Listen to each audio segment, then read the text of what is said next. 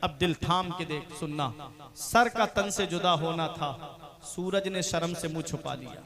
सितारे आपस में टकराने लगे। बैतुल मक़दिस के पत्थर से ताजा खून निकलने लगा। पत्थर हटाया जाता, उसके नीचे से खून निकलता। ऐ लोगों, इमाम हुसैन की शहादत के बाद यजीदियों के जुल्म का बाजार थमा नहीं था। उन्होंने खेमों के अंदर आग लगा दी। खेमों में आग क्यों लगाई थी?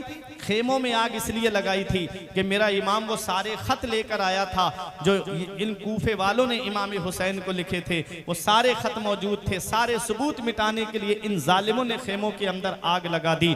हजरत ज़ैनब का किरदार देखिए, जो हजरत ज़ैनब कभी इस खेमे में जाएं, बच्चों को बाहर लेकर के आएं, कभी उस खेमे में जाएं और बच्चों को बाहर लेकर के आएं, कभी हजरत ज़ैनब उस खेमे में जाएं, बच्चों को बाहर लेकर आएं। एक जवान को हजरत ज़ैनब अपनी पुश्त पर उठा करके लाती है। एक शायर ने कहा था, बचा के शोलों से आबिद को जाके लाई है, कमर पे बारे इमामत उठा के लाई है। अली की बेटी को झुककर सलाम कर इस्लाम, तेरी अमानतें घर तक बचा के लाई है। शब्बीर के मकसद की निगहबान है ज़ैनब, हर जुल्म पे एक फतह का ऐलान है ज़ैनब।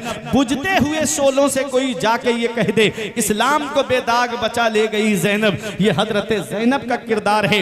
ऐसे आलम में जब असर का वक्त होता है तो तमाम खेमे वालों से हजरत ज़ैनब कहती हैं कि असर की नमाज पढ़नी है, पानी है नहीं, तयम्मुम करके असर की नमाज पढ़ो। ऐसे आलम में भी नमाज पढ़ी जा रही है। हमारे घर में एक का इंतकाल हो जाए, पूरे घर के होश उड़ जाते हैं। इल्ला माशाअल्लाह कोई है जो नमाज पढ़ता है, वरना फजर, ज़ोहर, असर, मगरिब एक वक्त की नमाज का पता नहीं रहता। और ये हजरत ज़ैनब है। इमाम हुसैन की शहादत को देखा, हजरत अब्बास की शहादत को देखा, हजरत अली असगर की शहादत को देखा है, हजरत कासिम की जवानी लुटते हुए देखी है, हजरत अली अकबर की जवानी लुटते हुए देखी है। फिर भी ऐसे आलम में मैदान करबला में नमाज पढ़ी जा रही है। अल्लाह अकबर। रात की तारीकी छा जाती है और जब रात की तारीकी छा गई, यजीदियों ने सोचा कि हम अब हमारी लड़ाई हुसैन से थी, हुसैन शहीद हो गए हैं, चलो कुछ खाना हुसैन के खेमे में पहुंचा दिया जाए, कुछ पानी भेज दिया जाए हुसैन को, हुसैन के खेमे की तरफ। अल्लाह अकबर। सोचा जाएगा कौन? हजरत ज़ैनब तलवार लेकर के बैठी हैं, कौन उधर बढ़ेगा? कहा हुर की बीबी को भेजो। हुर की बीबी एक बर्तन में पानी और थोड़ा खाना लेकर के जब हजरत ज़ैनब के करीब गई, आपने फरमाया हमें ये खाना नहीं चाहिए। उसने बहुत इसरार किया, तब आपने खाना लिया। हजरत सकीना को से फरमाया, ए बेटी सकीना ये पानी पी लो। हजरत सकीना कहती हैं, फूफी आपने पानी क्यों नहीं पिया? जैसे आप 3 दिन की भूखी प्यासी हैं, जैसे मैं 3 दिन की भूखी प्यासी हूँ, ऐसे आपने भी तो 3 दिन से कुछ नहीं खाया पिया है। तो हजरत ज़ैनब ने फरमाया, बेटी नाना मुस्तफ़ा ने फरमाया है, पहले छोटों को खिलाओ फिर खाओ, पहले छोटों को पिलाओ फिर पियो। हजरत सकीना कहती हैं, फूफी पहले छोटों को खिलाना पिलाना है। कहा हाँ मेरी बेटी। तब हजरत सकीना ने वो पानी का बर्तन लिया और जहां शुहदा के जिस्म रखे हुए थे उन जिस्मों की तरफ आई और आकर के जिस्मों को हटाने लगी। हजरत ज़ैनब फरमाती, बेटी क्या ढूंढ रही हो? हजरत सकीना कहती है, फूफी हम मदीने शरीफ से एक हीरा लेकर आए थे, हम मदीने शरीफ से एक हीरा लेकर के आए थे, वो मेरा हीरा करबला के मैदान में खो गया है। हजरत सकीना ने हजरत असगर का जिस्म निकाला। हजरत ज़ैनब पूछती है, बेटी क्या हीरा मिला? कहा हाँ मेरी फूफी मेरा हीरा मिल गया। गोद में लेके हजरत अली असगर से कहती हैं, भाई देखो फूफी ज़ैनब कह रही हैं कि नाना मुस्तफ़ा ने फरमाया है कि पहले छोटों को खिलाओ फिर खाओ, पहले छोटों को पिलाओ फिर पियो। जब हम मदीने शरीफ से चले थे भाई, तुमसे छोटा हम अपने साथ किसी को लेकर नहीं आए थे। भाई ये पानी पी लो। किसी ने पानी नहीं पिया, ऐसे ही रखा रहा। अल्लाह अकबर। दूसरा दिन आता है, उन यजीदी जालिमों ने अपने जितने यजीदी कत्ल हुए थे सबका कफन दफन किया, उनकी नमाज जनाजा पढ़ी। हुसैन और उनके साथियों का जिस्म ऐसे ही बेगोर कफन पड़ा हुआ था। अब इमाम हुसैन के सर को नेज़े पे बुलंद किया गया और शुहदा के सरों को नेज़े पे बुलंद करके जब इब्ने ज़ियाद के दरबार में गए तो रास्ते में इमाम हुसैन के सर से कितनी करामतें जाहिर हुई। जब ये सर मुबारक कूफे में पहुंचने वाला था इब्ने ज़ियाद के दरबार में, उसने कहा काफिले को बाहर रोक दिया जाए। काफिला बाहर ठहरा दिया जाता है। पूरे कूफे को दुल्हन की तरह सजवाया, जैसे हम शादी के मौके पे गली को सजवाते हैं। उसने पूरा कूफा दुल्हन की तरह सजवाया और ढोल बजाने वालों को साइड से खड़ा करके कहा, अब काफिले का इस्तिकबाल करो और दिखाओ कि यजीद जीत गया है, हुसैन हार गए हैं माज़अल्लाह। जब हुसैन का सरे मुबारक इब्ने जियाद के दरबार में जब पहुंचा तो हुसैन के सरे मुबारक को देख करके इब्ने जियाद कहता है, हुसैन यजीद की बैत कर लेते तो ये हाल नहीं होता। अल्लाह अकबर। मैं आपको बताता हुआ चलूं, मेरे इमाम का सर कूफे से दमिश्क के लिए निकला, और जब दमिश्क के लिए चला हुसैन का सर तो एक शहर पड़ता है जिसको हिरान कहते हैं। हिरान के करीब से हुसैन का सरे मुबारक गुजर रहा है, नेज़े पे सर बुलंद है। एक शख्स जिसका नाम यहया हिरानी था, यहूदी था, तौरात पढ़ रहा था मकान की छत पर। उसने हुसैन के सरे मुबारक को देखा तो मेरे हुसैन के लबहाए मुबारक हिल रहे थे, हुसैन के होठ मुबारक हिल रहे थे।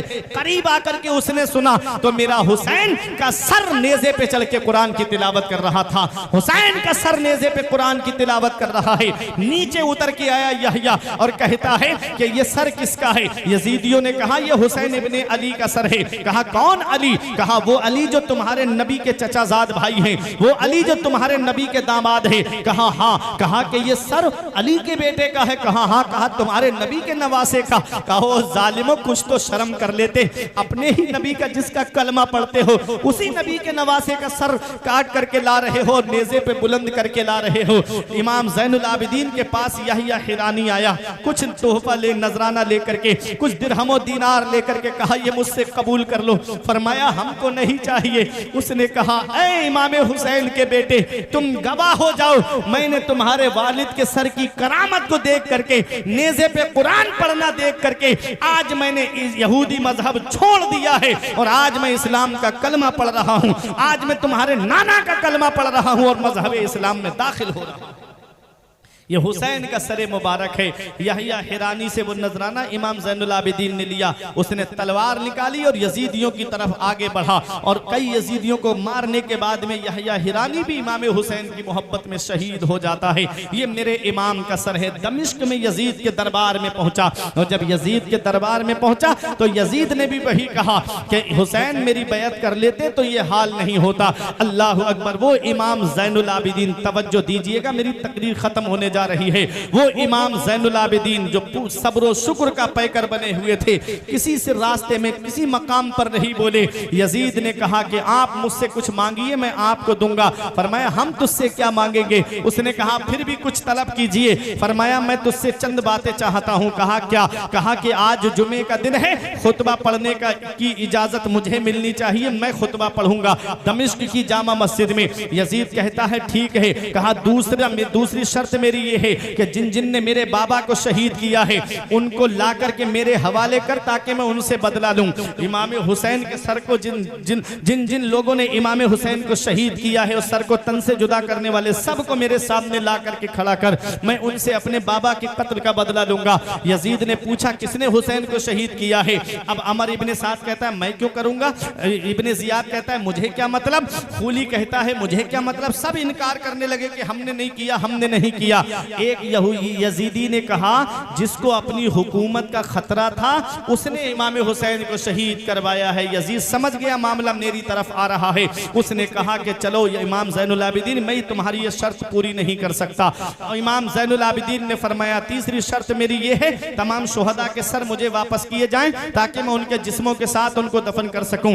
यजीद कहता है ठीक है। कहा चौथी शर्त मेरी ये है कि हमारे काफिले को हिफाजत के साथ मदीना पहुंचाया जाए, हम मदीना जाना चाहते हैं। जुमे का दिन था, हुसैन का लाडला मस्जिद में खड़ा है खुतबा देने के लिए। फसाहत तो इस बारगाह की बांधी है, बलागत तो इस बारगाह की लौंडी है। जब ये बोलते हैं तो फूल इनके लबों से झड़ते हैं। हुसैन का बेटा खड़ा होता है मिंबर पर और एक ऐसा खुतबा दिया कि मस्जिद में जितने लोग बैठे थे एक ऐसा नहीं जिसकी आंख से आंसू ना निकलता हो। यजीद घबरा गया, सोचा सब मेरे खिलाफ होते जा रहे हैं। उसने मुअज्जिन को डांट के कहा कि तू अजान क्यों नहीं देता खुतबे की। मुअज्जिन खुतबे की अजान देने के लिए खड़ा हुआ और जैसे ही अशहदु अन्ना मुहम्मदर रसूलुल्लाह पे पहुंचा, इमाम ज़ैनुल आबिदीन फरमाते तुझे इसी नाम का वास्ता है, थोड़ी सी देर के लिए खामोश हो जा। यजीद से इमाम हुसैन के बेटे ने कहा ओ यजीद बता अजान में तेरे नाना का नाम लिया जा रहा है या मेरे नाना का नाम लिया जा रहा है? यजीद कहता है तुम्हारे नाना का नाम लिया जा रहा है। इमाम ज़ैनुल आबिदीन फरमाते हैं उसी नाना के नवासे को तूने मैदान करबला में 3 दिन का भूखा प्यासा शहीद करवाया है। क्या जवाब देगा कयामत के दिन? क्या जवाब देगा? यजीद मुअज्जिन को डांट के कहता है अजान क्यों नहीं देता? ये मेरे आका इमाम हुसैन है और ये मेरे नबी की अजमत और शान है कि जब तक नमाज मुकम्मल नहीं होती है, जब तक नबी पर और आले नबी पर दुरूद नहीं पढ़ लिया जाता है, नमाजों में आले नबी का जिक्र है, नमाजों में नबी का जिक्र है, तो लोगों अल्लाहुम्मा सल्ली अला मुहम्मद व अला आले मुहम्मद जब तक नहीं पढ़ोगे आपकी नमाज मुकम्मल नहीं। तो हुसैन को तो दुनिया 5 वक्त याद कर रही है, हुसैन को तो 5 वक्त याद किया जा रहा है, आले मोहम्मद को तो 5 वक्त याद किया जा रहा है। हुसैन का जिक्र कोई नहीं मिटा सकता, हुसैन का जिक्र कोई खत्म नहीं कर सकता। हुसैन का जिक्र खत्म करने के लिए नमाजों को खत्म करना पड़ेगा और नमाजों को खत्म करना नामुमकिन है, इसलिए हुसैन का जिक्र भी खत्म करना नामुमकिन है। हुसैन का सर, इमाम हुसैन का सर, अल्लाह अकबर, है कहां? मुख्तलिफ रिवायतें मिली। किसी ने कहा इमाम हुसैन यजीद ने तमाम शहरों में फिरवाया था ताकि सब देखें कि मैंने हुसैन को शहीद करवा दिया है और मैं जीत गया हूं। तो हर शहर में सर घूमता रहा, तो जब ये अस्कलान में पहुंचा तो अस्कलान ही में हुसैन के सर को जो है दफन कर दिया गया, एक रिवायत। फिर स्वालिह तलाए का एक वजीर था, फातिमीन का वजीर था स्वालिह तलाए, जिसने भारी रकम देकर, भारी कीमत देकर के इमाम हुसैन के सर को वहां से उनसे ले लिया, खरीद लिया और पैदल चल के गया था इमाम हुसैन का सर मुबारक लेने के लिए। और उसने लाकर के मिस्र में जो जामिया अजहर यूनिवर्सिटी है काहिरा में, उसके बराबर में एक जगह है मशहद हुसैनी के नाम से, जो खाना अल खलीली के बराबर में है, वहां लाकर के हुसैन के सरे मुबारक को अंबूस की कुर्सी पे रखा और इमाम हुसैन का सरे मुबारक, बाज लोगों ने कहा कि मिस्र के अंदर काहिरा जामिया अजहर यूनिवर्सिटी के बराबर में एक मशहद हुसैनी है जो खाना अल खलीली के बराबर में है, वहां पर इमाम हुसैन का सर आज भी मौजूद है। उसके लिए दलील हजरत अल्लामा अब्दुल वहाब शारानी अलैहिर्रहमा और शेख शहाबुद्दीन जुल्बी हनफी कहते हैं कि हम हुसैन के सर की जियारत के लिए गए, तो अब अल्लामा अब्दुल वहाब शारानी अलैहिर्रहमा को ये शक था कि हुसैन का सर मुबारक है कहाँ। वो कहते हैं मुझ पे नींद तारी हुई तो मैंने क्या देखा कि एक नकीब आया और वो सीधा इमाम हुसैन का सर मुबारक जहाँ मशहद हुसैनी में है वहां से सीधा गया गुम्बद खजरा की तरफ, और नबी के रोजे पे पहुंच करके उसने कहा या रसूल अल्लाह, अब्दुल वहाब शारानी और शेख शहाबुद्दीन जुल्बी हनफी आपके नवासे के सर की जियारत के लिए आए हैं। आका ने उनके लिए दुआ फरमाई, मौला उनकी जियारत को कबूल फरमा और उनको बख्श दे। अल्लामा अब्दुल वहाब शारानी कहते हैं उस दिन से मैंने मरते वक्त तक सर मुबारक की जियारत को कभी तर्क नहीं किया। तो बाज लोगों ने कहा कि इमाम हुसैन का सर मुबारक मिस्र में है, बाज लोगों ने यह कहा कि इमाम हुसैन के सर को उनके जिस्म के साथ करबला में दफन कर दिया गया। बाज लोगों ने यह कहा है कि इमाम हुसैन का सर मुबारक मदीना शरीफ इमाम ज़ैनुल आबिदीन लेकर आए और हजरत फातिमा के पहलू में इमाम हसन के बगल में इमाम हुसैन के सर मुबारक को दफन किया गया। ये रिवायतें मिली। इमाम हुसैन का सर मुबारक जब यजीद के दरबार में था तो रात में यजीद ने अपने मेन रूम में हुसैन का सर मुबारक रखवाया। रात में यजीद की बीबी उठी तो वो देख के हैरत में पड़ गई कि इमाम हुसैन के सर से नूर निकल रहा है और वो आसमान की तरफ जा रहा है। मोहब्बत से बोलो सुभान अल्लाह। नूर निकल रहा है और आसमान की तरफ जा रहा है। यजीद की बीबी डर गई, चीख मारी है। यजीद उसकी आवाज सुनकर के उठ के बैठ गया, बोला क्या बात? कहा कि तुम देख नहीं रहे हो इमाम हुसैन के सर से कैसा नूर निकल रहा है? तो यजीद कहता है खामोश रहो, ये मैं भी देख रहा हूं। सुबह हुई, यजीद ने अपने सिपाहियों को बुलाया और बुलाने के बाद कहा कि ये सर शहर से बाहर ले जाओ, एक खेमा बनाओ, सब्ज रेशमी खेमा बनाया गया और हुसैन के सरे मुबारक को उसके अंदर रख दिया गया शहर के बाहर। एक अल्लाह के बहुत बड़े नेक बंदे गुजरे हैं जिनका नाम है हजरत सुलेमान आमश। वो कहते हैं कि मैं काबे का तवाफ कर रहा था तो मैंने एक आदमी को काबे का गिलाफ पकड़ के रोते हुए देखा। वो रो करके कह रहा था, ए अल्लाह तू मुझे बख्श दे, मैं जानता हूं तू मुझे बख्शेगा नहीं। ए अल्लाह तू मुझे माफ कर दे, मैं जानता हूं तू मुझे माफ नहीं करेगा। हजरत सुलेमान आमश कहते हैं मैं सोच में पड़ गया कि काबे पे जब पहली नजर पड़ती है तो अल्लाह ताला उसके गुनाहों को माफ कर देता है। जब हरम शरीफ में बंदा नमाज पढ़ता है तो एक रकत का सवाब 1,00,000 रकत के बराबर मिलता है, एक नेकी का सवाब 1,00,000 नेकियों के बराबर मिलता है, गुनाह मिटा दिए जाते हैं। ये कितना बड़ा गुनाहगार है, इसके अल्लाह गुनाहों को नहीं बख्शेगा। जब आप तवाफ से फारिग हुए तो उससे कहा, भाई तेरा ऐसा कौन सा गुनाह है कि अल्लाह तेरे गुनाह को नहीं बख्शेगा? उसने कहा कि मेरा गुनाह बहुत बड़ा है। कहा बताओ क्या गुनाह है? कहा पहले तुम अपना नाम बताओ। कहा मेरा नाम सुलेमान आमश है।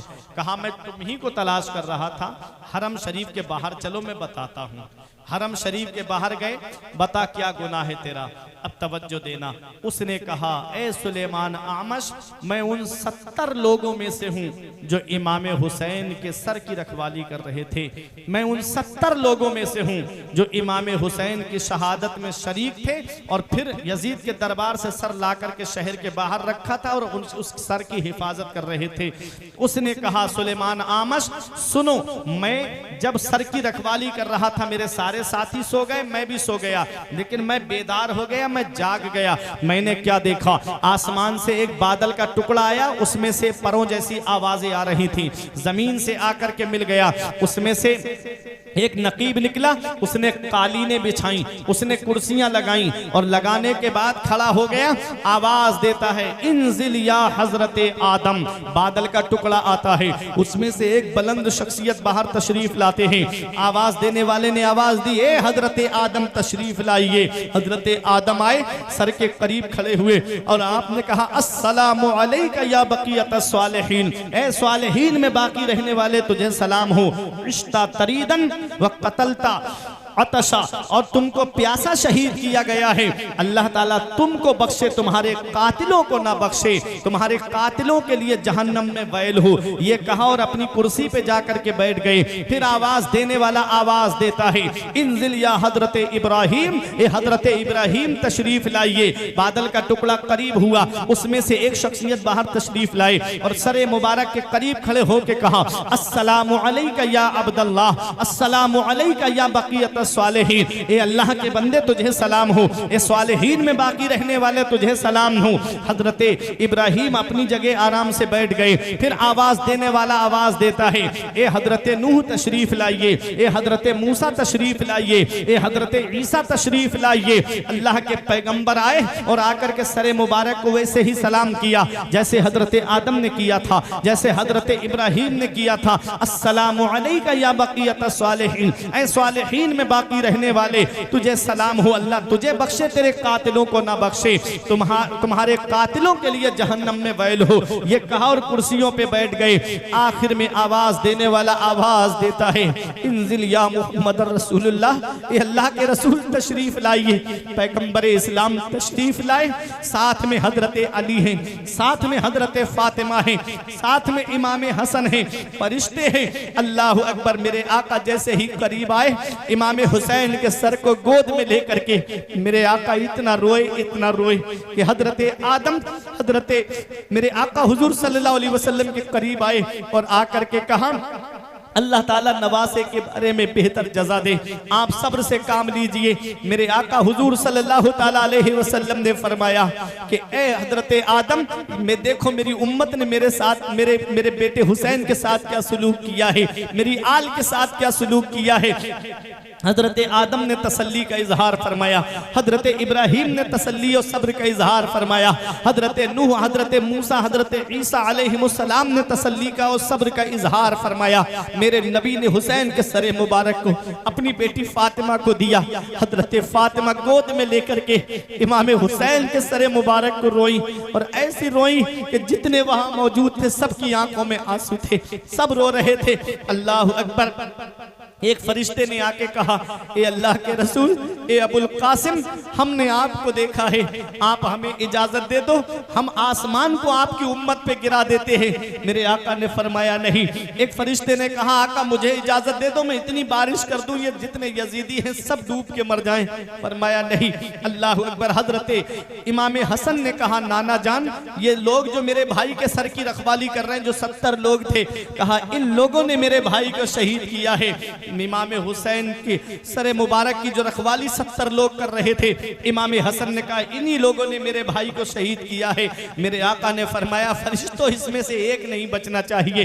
फरिश्तों ने, वो कहता है कि मैंने क्या देखा कि पलक झपकने से पहले मेरे 69 साथी जो है वो कत्ल किए जा चुके हैं, और जब मेरी तरफ फरिश्ता बढ़ा, मैंने कहा ये हजरत अबुल कासिम, या रसूल अल्लाह, मुझ पे रहम कीजिए, आका मुझे माफ कर दीजिए, मैं आपका कलमा पढ़ने वाला हूँ। मेरे आका मेरे करीब आए और मेरे आका ने मेरे कांधे को पकड़ा और मुझको जमीन पे घसीट के कहा था, जा अल्लाह तुझे कभी नहीं बख्शेगा, जा अल्लाह तुझे कभी माफ नहीं करेगा, अल्लाह ताला तुझ पे कभी रहम नहीं फरमाएगा, तेरे जिस्म को जहन्नम की आग जलाए। अल्लाह अकबर। पैगंबर इस्लाम ने उससे ये फरमाया, वो कहता है कि ऐ सुलेमान आमश, मैं उन 70 लोगों में से हूँ जिन्होंने इमाम हुसैन को शहीद किया था और हुसैन के सर की रखवाली कर रहे थे। अल्लाह अकबर। इमाम हुसैन की शहादत से कई 100 साल पहले एक गिरजा घर पे ये शेर लिखा हुआ था, अतरजू उम्मतुन कतलत हुसैना शफाअता जद्दही यौमल हिसाब। वो उम्मत कैसे, जिन लोगों ने हुसैन को कत्ल किया है, वो कयामत के दिन हुसैन के नाना की शफाअत की उम्मीद कैसे रख सकते हैं। इमाम हुसैन को शहीद करने वालों की शफाअत कैसे हो सकती है। 22,000 यजीदी आए थे करबला के मैदान में इमाम हुसैन को शहीद करने के लिए।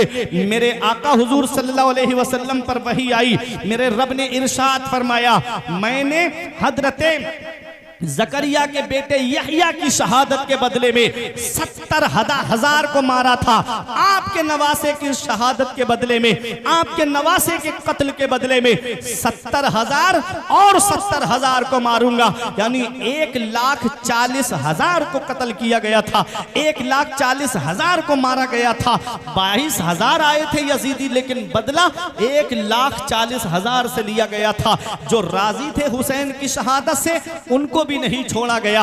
और एक ऐसी बीमारी आई थी कूफे के अंदर, चेचक की बीमारी, जिसमें कई हजार लोग जो है वो दुनिया से चले गए, और न जाने कितने बच्चे अंधे पैदा हुए थे कूफे के अंदर। ऐ लोगों, कातिल ने किस सफाई से पोंछी है आस्तीन, वो जानता नहीं कि लहू बोलता भी है। यजीदियों ने क्या सोचा कि हमने हुसैन को शहीद कर दिया तो अब हुसैन का नाम मिट गया, अब कोई हुसैन को याद करने वाला नहीं होगा, अब कोई हुसैन को पुकारने वाला नहीं होगा। उन्हें क्या पता, फानूस बन के जिसकी हिफाजत हवा करे, वो शम्मा क्या बुझे जिसे रोशन खुदा करे। नूर हक इस्लाम है, उसको बुझा सकता है कौन, जिसका हामी हो खुदा उसको मिटा सकता है कौन। इमाम हुसैन के एक बेटे इमाम ज़ैनुल आबिदीन है, जिन्होंने फरमाया मुझे मदीना पहुंचाया जाए। नोमान बिन बशीर के साथ में तकरीबन 3,000 लोगों के साथ कर दिया, और ये काफिला मदीने शरीफ पहुंच रहा है। दिल पे हाथ रख के सोचना जरा पठाननपुर वालों, जब ये काफिला मदीने से चला था,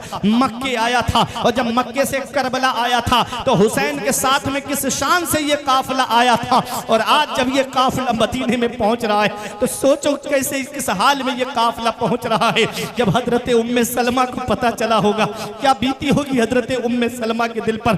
खुद पैगंबर इस्लाम को हजरत उम्मे सलमा ने हुसैन की शहादत के दिन ख्वाब में देखा। अर्ज किया, या रसूल अल्लाह, आज परेशानी का आलम कैसे है। तो मेरे आका ने फरमाया, उम्मे सलमा मेरे बेटे हुसैन को मैदान करबला में शहीद कर दिया गया है।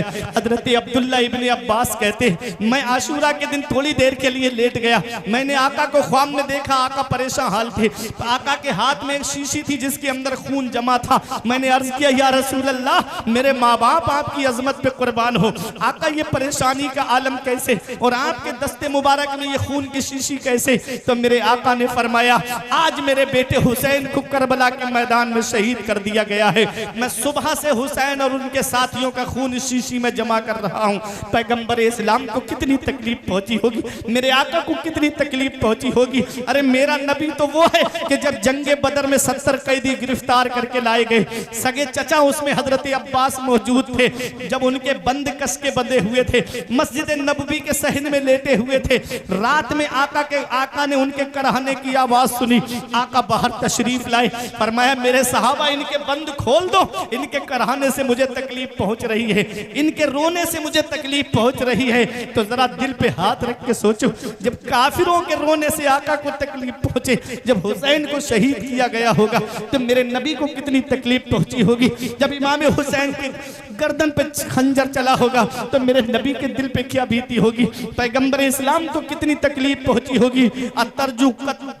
अतरजु उम्मतुन कतलत हुसैना शफाअता जद्दही यौमल हिसाब, जिन लोगों ने हुसैन को शहीद किया है वो हुसैन के नाना की शफाअत की उम्मीद कैसे रखते हैं। अल्लाह अकबर। ये काफिला जब मदीने शरीफ में पहुंचा, हुसैन के भाई मोहम्मद बिन हनफिया जो मैदान करबला नहीं आए थे, मौला अली की दूसरी बीबी से वो थे, हुसैन के सौतेले भाई थे, पूछ रहे इमाम हुसैन के भाई दौड़ते हुए आए और इमाम ज़ैनुल आबिदीन को सीने से लगा लिया।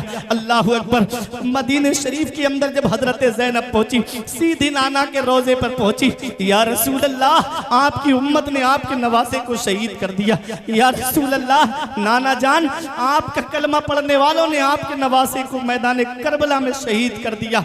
अल्लाह अकबर। पैगंबर इस्लाम के रोजे पे पहुंचे, इमाम ज़ैनुल आबिदीन मदीने की सरजमीन पर आए और आए करके इमाम ज़ैनुल आबिदीन ने पूरी जिंदगी कभी आप मुस्कुराए नहीं, पूरी जिंदगी कभी हंसे नहीं इमाम ज़ैनुल आबिदीन, कभी ठंडा पानी नहीं पिया इमाम ज़ैनुल आबिदीन ने। जब जब पानी सामने आता इतना रोते रोते आंखों से आंसू टपकने लगते। इमाम ज़ैनुल आबिदीन एक बार रास्ते से गुजर रहे थे, एक आदमी अपने बकरे को ज़िबा कर रहा था, पूछा क्या इसे कुछ खिला पिला लिया? कहा वो हुजूर 3 दिन से खिला पिला रहा हूँ। आप रोने लगे, एक तू है कि तू इस जानवर को 3 दिन से खिला पिला करके ज़िबा कर रहा है, और एक वो जालिम यजीद थे जिन्होंने मेरे बाबा को 3 दिन भूखा प्यासा मैदान करबला में शहीद कर दिया। ये इमाम ज़ैनुल आबिदीन है। मदीने शरीफ में आने के बाद आपने 2 काम किए थे, एक आपने मदरसा खोला था और एक आपने लंगर खाना खोला था। मदरसे में नाना की हदीस का दर्स देते थे, मदरसे में नाना की हदीस पाक को पढ़ करके सुनाते थे, मदरसे में कुरान का दर्स दिया करते थे। लोगों मदरसों की तरफ तवज्जो दिया करो। हुसैन के बेटे ने सबसे पहला काम मदरसा किया है, मदरसा खोला था आकर के। मदरसे तुम्हारी जरूरतों का नाम है, मदरसे तुम्हारी उमंगों का नाम है। जिस दिन ये मदरसे बंद हो गए उस दिन मुसल्ले खाली रह जाएंगे, इमाम तक नसीब नहीं होंगे। जिस दिन मदरसे बंद हो गए उस दिन नमाज जनाजा पढ़ाने वाला कोई तुमको आलिम नसीब नहीं होगा। जिस दिन मदरसे बंद हो गए उस दिन खिताब सुनाने के लिए जिम्मेदार आलिम तक तुमको नसीब नहीं होगा। इसलिए जलसों को हल्का कर दो, मदरसों को मजबूत करो। मत बुलाओ जलसों के अंदर 4-5 खतीबों को, एक आदमी की तकरीर को सुन लो और एक खतीब का पैसा बचा करके मदरसे में लगा दो। एक बच्चा भी अगर आपके पैसे से आलिम या हाफिज बन गया तो याद रखना कयामत में वो तुमको बख्शवाने के लिए काफी हो जाएगा। आज मदरसे हमने वीरान कर दिए और आज हम इधर उधर कामों में पैसे ज्यादा खर्च कर रहे हैं। हुजूर नजीब मिल्लत ने महररा शरीफ से फरमाया था, हुजूर रफीक मिल्लत का पैगाम दिल की तख्ती पे लिख के ले जाओ कि जलसे हल्के करो, मदरसे मजबूत करो। जब मदरसे मजबूत होंगे तो तुमको आलिम भी मिलेंगे, जिम्मेदार इमाम भी तुमको मिलेंगे। सुनो, दूसरा काम आपने लंगर खाना खोला, और लंगर खाना खोला, उस लंगर पर गरीब खाना खा के जाते थे, यतीम खाना खा के जाते थे, परेशान हाल आते खाना खा के जाते। एक दिन लंगर पे ऐसा आदमी आ गया जिसने इमाम हुसैन के सीने में नेजा मारा था। उधर मुख्तार तलाश कर रहा था जिन्होंने इमाम हुसैन को शहीद किया था, उन लोगों को एक भाग के मदीने में आ गया और आया भी तो इमाम हुसैन के बेटे के लंगर पे। आज हमारे बाप का कातिल हमारे सामने आ जाए, हम उसे जिंदा छोड़ेंगे? पता चल जाए कि इसने मेरे बाप को कत्ल किया है, क्या हम छोड़ेंगे? अरे बाप क्या, खानदान में अगर किसी को कत्ल कर दिया जाए और वो नजर के सामने आ जाए तो फौरन जख्म ताजा हो जाता है कि इसने मेरे फला परिवार के आदमी को कत्ल किया है। मगर वह मेरे हुसैन के बेटे, तेरी अजमतों को सलाम हो। इमाम ज़ैनुल आबिदीन के लंगर पर जब वो शख्स आया तो आपने गुलाम से फरमाया, इसे ठंडा पानी पिलाओ, इसे ताज़ा खाना खिलाओ। एक दिन खाया, चला गया, दूसरे दिन फिर आ गया, फिर ठंडा पानी पिलाया, खाना खिलाया, फिर चला गया, फिर तीसरे दिन आ गया। उसने सोचा मुझे पहचाना नहीं, इमाम ज़ैनुल आबिदीन ने मुझे पहचाना नहीं। तो इमाम हुसैन के बेटे के करीब आके कहता है, क्या आप मुझे पहचानते हो, मैं कौन हूं? अब आपने फरमाया, जालिम, मैं तेरा चेहरा कैसे भूल सकता हूं, तू ही तो वो जालिम है जिसने मेरे बाबा के सीने में नेजा मारा था। जब पहले दिन तू आया था तभी मैंने तुझे पहचान लिया था। कहा फिर मुझे खाना खिलाया आपने, मुझे पानी पिलाया। अरे अपने दुश्मन को तो कत्ल कर देना चाहिए था आपको, आपने मुझे खाना और पानी क्यों पेश किया? तो इमाम ज़ैनुल आबिदीन ने फरमाया, जब हम तेरे यहाँ मेहमान बन के गए थे कूफे में, तो तूने जो हमारे साथ सुलूक किया वो तेरी मेहमान नवाजी थी। आज तू हमारे नाना के मदीने में आया है, तुझे खाना खिला रहे हैं, हमारी मेहमान नवाजी है। तुझे पानी पिला रहे हैं, ये हमारी मेहमान नवाजी है। खुद खाते नहीं थे, औरों को खिलाते थे। खुद खाते नहीं थे, औरों को खिलाते थे। कैसे साबिर थे मोहम्मद के घराने वाले। खाते हैं तेरे दर का, पीते हैं तेरे दर का, पानी है तेरा पानी, दाना है तेरा दाना। ये इमाम ज़ैनुल आबिदीन है। मदीने शरीफ में तकरीबन 100 से ज्यादा परिवार ऐसे थे जिसका टोटल खर्चा इमाम ज़ैनुल आबिदीन उठाए हुए थे। पता भी नहीं चलता मदीने शरीफ में उन गरीबों को कि हमारे घर खाना कौन पहुंचाता है, हमारे घर पे राशन कौन पहुंचाता है। खाने पीने की रात में किट बनाते और बना करके उसको एक बोरे के अंदर रखते और अपनी पीठ पे लाद करके रात के अंधेरे में सबके घरों पे रख के चले आते थे। सुबह को जब वो दरवाजा खोलते तो राशन उनके दरवाजे पे मिलता था। पता भी नहीं कि कौन रख के चला जाता है, पता भी नहीं कि कौन उनके घर पे राशन पहुंचा रहा है। इमाम ज़ैनुल आबिदीन के बेटे इमाम मोहम्मद बाकिर ने कहा, बाबा अब आप बुजुर्ग हो गए हो, बुजुर्गी का आलम है, आप मुझे इजाजत दे दो, आपका बेटा जवान है, मैं ये सारा सामान उनके घरों पे पहुंचा करके आ जाता हूं।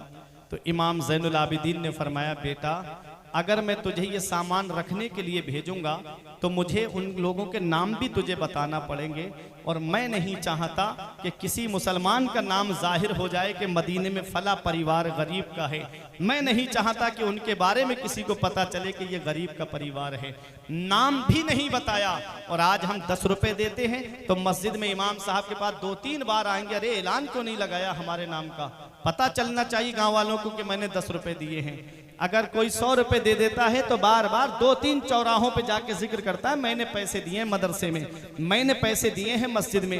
ये हुसैन का बेटा है कि 100 से ज्यादा परिवारों को अकेले संभाले हुए हैं और उनको पता भी नहीं कि मेरे घर राशन कौन पहुंचा रहा है, उनको पता भी नहीं कि हमारे घर पे खाने पीने का सामान कौन पहुंचा रहा है। आज हमारा हाल ये है कि अगर हम किसी को एक तेल की बोतल भी देते हैं तो पहले फोटो खींच के उसका इंटरनेट पे डालते हैं। लॉकडाउन में नहीं देखा था कोई केले दे रहा है तो फोटो खींच के फेसबुक पे डाल रहा है। तुमने नहीं देखा था कि यूट्यूब पे कैसे तशहीर गरीबों की जा रही थी। कोई नेता ला करके थोड़ा सा राशन भी दे रहा है तो वो गरीब औरत नकाब की हालत में बीच में खड़ी है, सारे नेता लोग लाइन से खड़े हैं कि इस गरीब की मदद कर रहे हैं। ये मदद नहीं है, ये गरीब की गुर्बत का मजाक उड़ाना है, ये गरीब की गुर्बत की हंसी बनाना है। ऐ लोगों देखो मदद कैसे की जाती है। इमाम ज़ैनुल आबिदीन ने कैसे मदद की, उनके नाम नहीं बताए इमाम ज़ैनुल आबिदीन ने। जब आपका इंतकाल हुआ तो आपकी पीठ पर बोरी के निशान पड़े हुए थे, पूछा ये निशान कैसे हैं? तब इमाम ज़ैनुल आबिदीन के बेटे इमाम मोहम्मद बाकिर ने बताया था कि रात में मेरे बाबा गरीबों के घरों पे खाने पीने का सामान पहुंचा के आते थे, बोरी लाद के लेकर के जाते थे, ये निशान उन्हीं का है। खुद खाते नहीं थे, औरों को खिलाते थे। कैसे साबिर थे मोहम्मद के घर आने वाले। यही हुसैन का एक बेटा करबला के मैदान से वापस आया है। उधर तारीख उठा के देखो, यजीद के 14 बेटे और 6 बेटियां तारीख में बताई जाती है। पूरी दुनिया का सर्वे कर लो, 14 बेटों वाला यजीद मर गया और हुसैन का एक बेटा करबला के मैदान से वापस आया है। आज दुनिया का कोई कोना ऐसा नहीं है जहां मेरे हुसैन की नस्ल मौजूद नहीं है, जहां सैयद मौजूद नहीं है, जहां आले रसूल मौजूद नहीं है। उधर ना तीर ना खंजर कमान बाकी है, इधर हर एक दहन में जुबान बाकी है। अजीब जंग है वो जंगे करबला जिसमें हुआ जो कत्ल वही खानदान बाकी है। अजीब जंग है वो जंग करबला जिसमें हुआ जो कत्ल वही खानदान बाकी है। एक बेटा करबला के मैदान से वापस आया, पूरी दुनिया में हुसैन की नस्ल है। बगदाद में देखो तो हुसैन की नस्ल मौजूद है, अजमेर में देखो तो मेरे हुसैन की नस्ल मौजूद है, कलियर शरीफ में देखो तो हुसैन की नस्ल मौजूद है, देवा शरीफ में देखो तो मेरे हुसैन की नस्ल मौजूद है। अरे बहराइच की सरजमीन पर देखो तो सैयदों की शक्ल में मेरे हुसैन की नस्ल मौजूद है। बिलग्राम की सरजमीन पे देखो तो मेरे हुसैन की नस्ल मौजूद है। महरेरा की सरजमीन पर देखो तो मेरे हुसैन की नस्ल मौजूद है। मसौली की सरजमीन पर देखो तो मेरे हुसैन की नस्ल मौजूद है। हुसैन से जो मिली है उड़ान रखते हैं हम, अपने पांव तले आसमान रखते हैं। और यजीद जैसे भिखारी की हैसियत क्या है, हुसैन सबसे बड़ा खानदान रखते हैं। कुल्ला अस्अलुकुम अलैहि अजरा इल्लल मवद्दता फिल कुर्बा। ए महबूब अपने उम्मतियों से फरमा दो जो इस्लाम मैंने पहुंचाया है मुझे उसका बदला नहीं चाहिए। इल्लल मवद्दता फिल कुर्बा, मुझे कुछ देना चाहते हो तो मेरे अहले बैत से मोहब्बत करो, मेरे घर वालों से मोहब्बत करो, मेरे अहले बैत से प्यार करो। क्या बात रजा, उस चमनिस्ताने करम की ज़हरा है कली जिसमें हुसैन और हसन फूल। परवरदिगार आलम की बारगाह में दुआ है कि मेरे कुछ अर्ज करने में सबकत लिसानी की वजह से या बतकाज़े बशरियत कोई गलती हो गई हो तो मौला मुझे माफ़ फरमाए। अस्तगफिरुल्लाह रब्बी मिन कुल्ले ज़ंबिन व अतूबु इलैहि। कलमा तय्यब पढ़े मेरे साथ मिलकर के, ला इलाहा इल्लल्लाहु मुहम्मदुर रसूलुल्लाह सल्लल्लाहु ताला अलैहि वसल्लम। ये जिंदगी सवारी दिलशाद कीजिए, लम्हात जिंदगी के ना बर्बाद कीजिए। जब मकसद हयात इबादत खुदा की है, पढ़िए नमाज, मस्जिदें आबाद कीजिए। सभी के सामने एक दिन जरूर आता है ये